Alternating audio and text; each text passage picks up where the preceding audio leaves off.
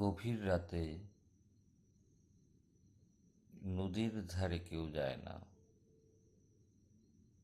কেননা গভীর রাতে নদীর ধারে কাউকে পেলেই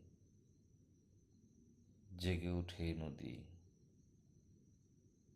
পেছন থেকে ডাকতে থাকে, তারপর লাল হয়ে যায় নদীর জল।